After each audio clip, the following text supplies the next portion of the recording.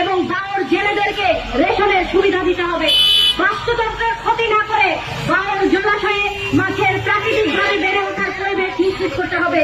মাছের প্রাকৃতিক উৎপাদন বৃদ্ধি, মৎস্য অভয়ারণ্য গড়ে তোলা এবং বাউর জেলেদের উন্নত জীবন যাপনের জন্য নিরাপদ পরিবেশ এবং সাগরদের পেনশন দিতে হবে। আমাদের লড়াই চলছে, বাউর আন্দোলনের লড়াই চলবে।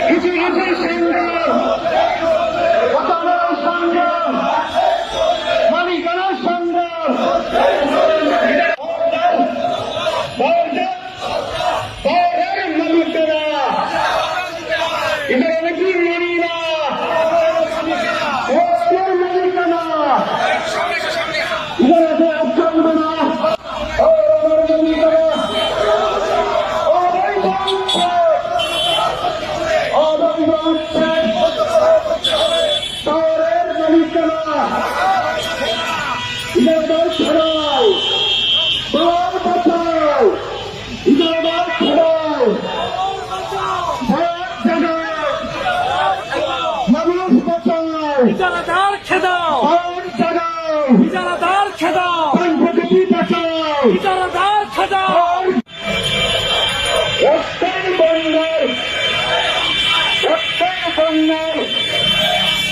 আমরা কি লড়ব, আমরা কি লড়ব, উৎসব দিয়ে জীবন দিয়ে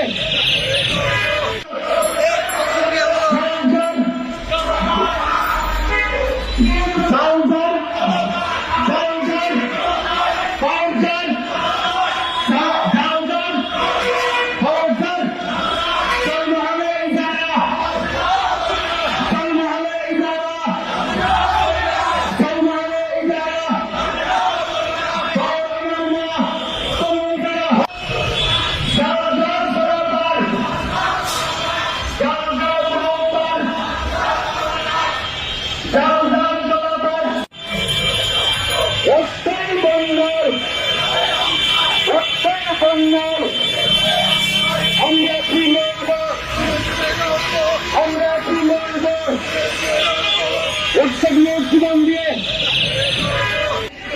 1981 সালে জন্ম হওয়ার পর থেকে এদেশে নেতৃত্বসহ হাওর বাউর আদিবাসী পাহাড়ি সহ সকল গরিব মানুষের জন্য আমরা আন্দোলন করে আসছি।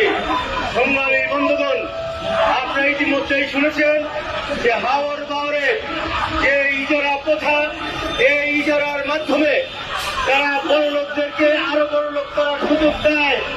এই যারা প্রকৃত জেলে তারা আজকে এখান থেকে বঞ্চিত হচ্ছে। আমরা পরিষ্কার ভাবে বলতে চাই, আর ওই বাউরে কোন ইজারা দেওয়া চলবে না। তারা আজকে ঢাকা শহরে রাজপথে এসে আপনাদের সঙ্গে দাঁড়িয়েছে, আপনার সঙ্গে দাঁড়িয়েছে। এখানে সাংবাদিক বন্ধুরা আছেন, আপনাদের আমার কথা হয়তো ভালো লাগবে না।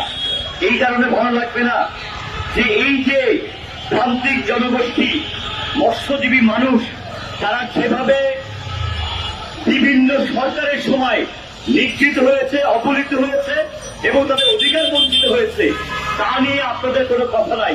আমরা যারা মধ্যবিত্ত ঢাকা শহরে বসবাস করি, বিভিন্ন শ্রেণী পেশার কাজ করি, তাদেরকে নিয়ে আপনাদের হচ্ছে সকল ধরনের উদ্বেগের জায়গা, মিডিয়ার সকল ধরনের জায়গা।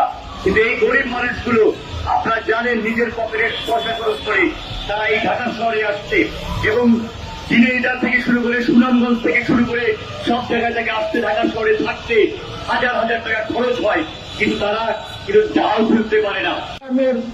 আওয়াজ তুলেছি যে জাতীয় ন্যূনতম মজুরি 30,000 টাকা সহ অন্যান্য দাবি, সেই দাবির মধ্যে মৎস্য শ্রমিকদের দাবি আর বড় ইজারা নয়, সেইখানে সরকার এবং বাংলাদেশের সংবিধান অনুসারেই তো সকলের কর্ম তার মজুরি